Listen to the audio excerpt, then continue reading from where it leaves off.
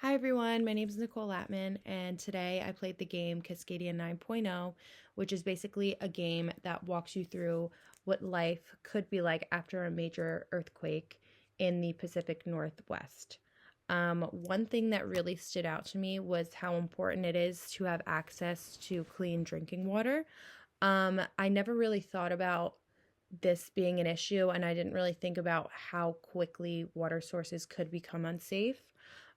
The game made it super clear to me that you need to know how to purify water in order to stay safe. And you can purify water by using purification tablets, boiling water. Um, and this is good to know because help might not always arrive right away. The game also talked about some of Portland's emergency systems like BEECN and NET or NET.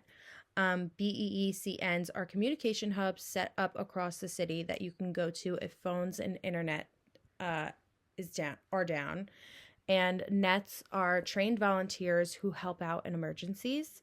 I think Portland is already ahead of the game, but if I did have to suggest more, I'd say a citywide emergency app could be really helpful.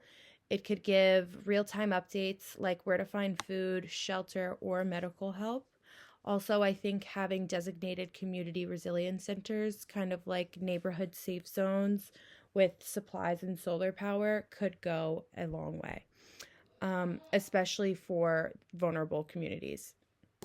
I also looked into San Francisco since they're in another high risk earthquake zone, and they use something called Shake Alert, which actually gives people a few seconds of warning before an earthquake hits.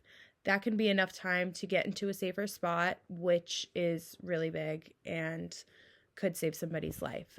They also have a post disaster plan called BORP, which stands for Building Occupancy Resumption Program, which engineers are pre-approved to quickly assess buildings and say whether or not they're safe to go back into.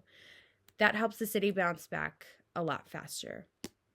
But in conclusion, this game was such a good reminder that preparation makes a big difference and that it's not just about having supplies, but also about having systems and community support in place. Thank you.